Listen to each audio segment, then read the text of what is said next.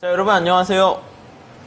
자, 여러분 이번 시간에는요 챕터 14장 후생경제학 문제를 좀 한번 풀어보도록 하겠습니다. 자, 우선 1번 문제 한번 같이 보실까요? 이쪽에서 보시죠. 자, 14장 후생경제학인데 1번 한번 보시면, 자, 규모에 대한 보수의 어떤 유형과 생산 가능 경계선의 모양 이렇게 나와 있습니다. 그래서 규모에 대한 보수 이렇게 얘기합니다. 보수의 어떤 유형 세 가지가 있죠.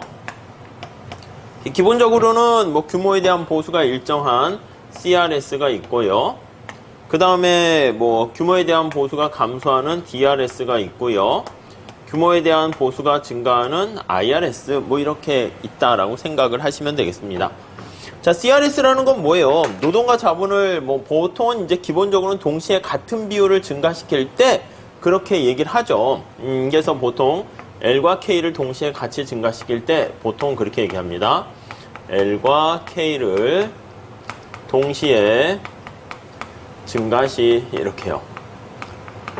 근데 이제 보통 아무 얘기 안 하면 우리가 이제 의미 있는 걸 찾기 위해서는 노동과 자본의 투입 비율이 일정하게 증가하는 걸 가지고 얘기를 하잖아요. 그런데 우리 책에서는 일정하게 투입 비율이 일정하지 않은 경우, 약간 그 두 상품에 대한 투입 비율이 일정하지 않은 경우, 그런 경우를 또 해가지고 나눠서 설명을 합니다. 그러니까 재화가 이제 두 개 있는 그런 경우를 생각을 하는 것이죠. 자, 그래서 만약에 이렇게 보시면 이걸 또 둘로 나눴습니다. XJ에 대해서 투입을 한다고 할게요. XJ를 생산한다고 합시다. 생산하고 YJ를 생산한다고 합시다. 생산시 이렇게요. 자, 노동과 자본을 투입해서 생산을 하는 거죠. 자, 근데 XJ를 생산한다 그러면 여기 보시면 이게 노동이고 이게 자본인데 등량 곡선이 여기 보시면 이런 식으로 XJ로 이렇게 있을 겁니다. 그때 이제 이게 노동과 자본의 투입 비율을 일정하게 증가시키는 거예요. 동시에 일정하게 증가시 이렇게 되는 겁니다. 자, 그러면 일정하게 증가하게 되면 여기 보시는 바와 마찬가지로 이렇게 이제 투입 비율이 되는 거죠. 이렇게요. 이게 이제 L분의 K 그리고 X를 생산할 때 이렇게 되는 겁니다. 이해되시죠? 자, 그런데 여기 Y도 생산을 한다 해볼게요. Y도 생산하는데 노동과 자본을 투입해서 Y를 생산해요. Y0, Y1 이렇게 하는데 요때도 이제 투입 비율이 이렇게 있을 거예요. 그래서 이게 L분의 K 해가지고 Y 이렇게 될 겁니다. 이해가 되시죠? 자, 이거 두 개를 이제 같이 이렇게 에지워드 박스로 만드는 겁니다. 에지워드 박스로 만들어가지고 이렇게 만들어요. 여기 이제 X를 여기 이제 생산을 해요. OX를 해도 그냥 X를 씁시다. 노동과 자본을 투입하고요.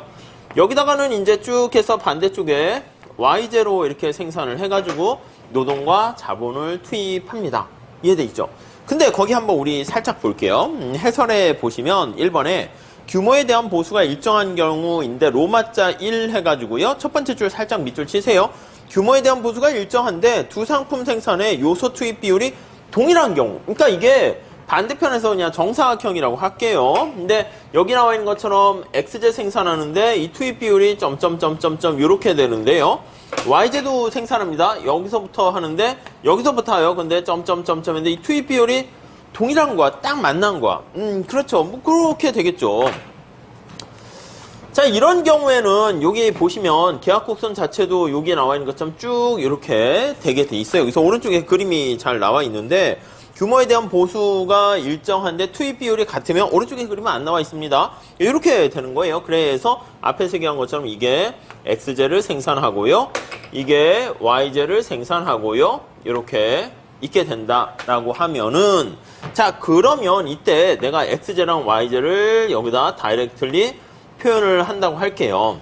그렇게 되면은 여기 나와 있는 점들이 있잖아요. 여기가 A, 여기가 B, 여기가 C 이렇게 되면 이게 어떻게 됩니까? 이렇게 되면은 요거 두 개 같은 거니까 여기 나와 있는 것처럼 쭉 이렇게 해서 우하향하는 직선, 거기 보시면 보조선에 점선 나와 있잖아요. 이게 생산 가능 경계선, 우리 생산 가능 곡선이다. 이렇게 보시면 되겠습니다. 아셨죠? 그래서 여기에 나와 있는 게 전부 다 MRTS가 일치하는 계약 곡선에 나와 있는 것을 바로 생산 가능 곡선으로 이렇게 표현을 한 것입니다. 네, 이렇게 정리하시면 되겠습니다. 자, 근데 두 번째. 이게 아니라 노동과 자본의 투입 비율이 일정한데 투입을 2배, 3배 같이 증가시키는 건데 투입 비율이 두 개가 다른 거야. 그러니까 요거랑 좀 케이스가 다른 거예요. 요게 이제 첫 번째 케이스고요.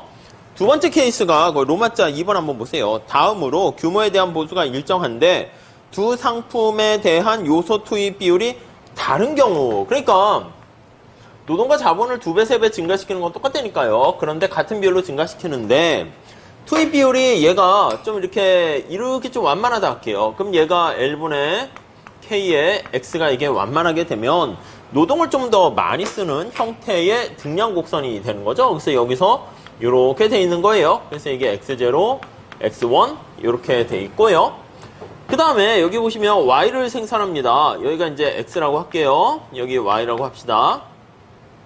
그 Y를 생산할 때는요, 좀 노동보다는 자본을 좀 많이 쓰는 상황이라 합시다. 그래서 얘가 기울기가 이런 식으로 돼 있어요.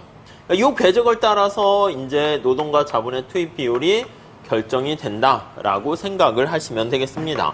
자, 그러면 등량 곡선이 약간 이런 식으로 이렇게 될 거예요. 아이고, Y죠. Y0, Y1 이렇게 될 겁니다. 네, 그래서요, 우리가 이거 두 개를 다시 짬뽕해서 에즈워드 박스를 만듭니다. 그래서 여기 보시면 여기가 X 이렇게 돼 있고요. 노동과 자본 이렇게 돼 있고요. 그 다음에 여기서부터 쭉 해가지고 또 여기 Y 이렇게 해서 만들어냅니다. 자, 그랬을 때 그 그림이 이제 거기 나와 있는 거예요. 자, 437페이지 가보시면 자, 요 궤적이 이렇게 나타나고 요 궤적, 그러니까 요 궤적을 이렇게 점점점 따라가면서 노동과 자본을 투입하고 얘도 요 궤적을 따라가면서 이렇게 투입을 하게 되는 것을 알 수가 있어요. 그래서 우리가 왼쪽에 나와 있는 보조 그림인 경우에는 약간 이게 뭐 45도 선이라고 하면 정사각형이라면 뭐 그렇게 되겠죠.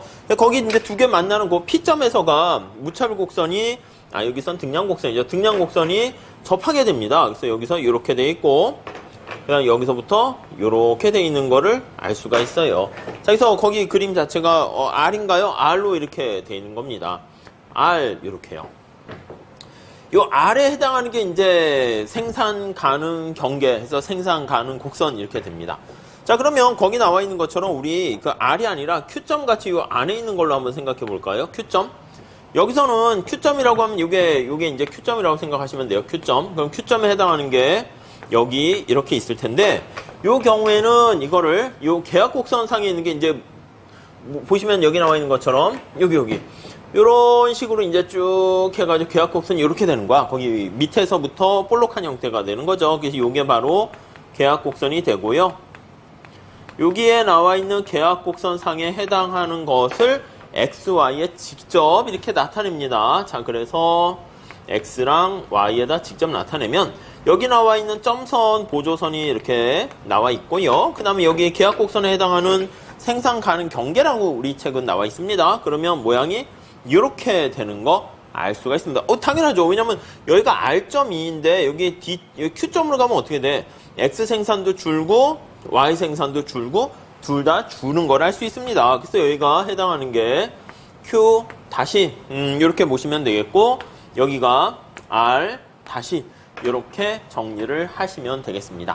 자, 그래서 뭐 다른 것들은 뭐 해설도 간략한 것처럼 이제 여러분들이 규모에 대한 보수가 감소하게 되면 가능한 한 거기 2번에 보시면 원점에 대해서 뭐 오목하고 비율이 다를 경우 뭐 그렇게 나와 있는 것들은 그냥 보시면 될 것 같고요.